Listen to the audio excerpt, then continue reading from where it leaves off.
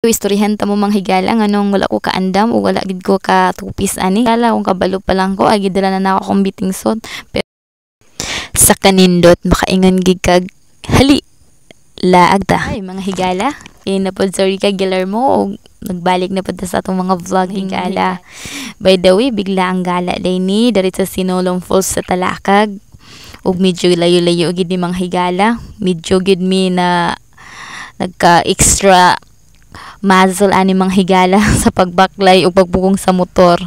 tungod kay di laliman di ang palugsong ani mo nang gigutom mi nangaon na lang gid mi sa mong balon pag abot na amo mga higala so manamog kaon nagprepare na pud mi para maligo kay gamay ra gid kay among oras dari kay mulakaway pud mi kay naa mi lakaw later sa mga dito sa Carmen mga higala busa tan-awa na lang ninyo ang view bisag wala ni sa plano pero i-enjoy nato ni tungod kay oportunidad na din ni ug salamat di ay sa mga tao nga nagpaluyo ani no nga nahitabo ni. By the way gusto pud gid na ako makaabot dari kaso wala pa gid time ug wala pa puy budget mga higala pero grabe gid si Lord no ma-experience nato ang mga butang bisan wala pa sa budget nato pero siyang bahala.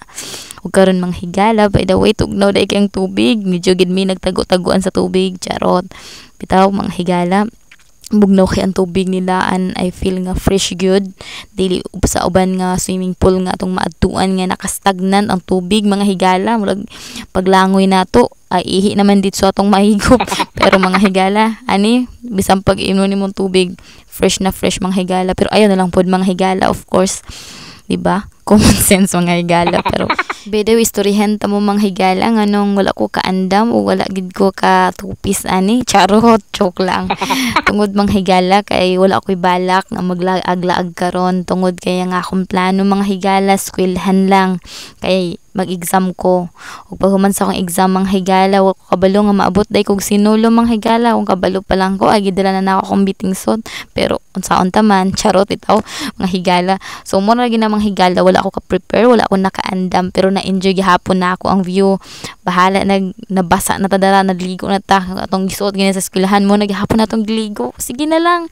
what a choice di man to ko maligo pero sayang man ang atong pag-anhi liguan na lang pod nato para ma-experience nato ang swimming pool dari sa Sinulong Falls mga higala ug mo giniingon mga higala nga the best gyud ang unplanned kay mas matuman kaysa atong mga drawing nato pila katuig na ang nilabay no mao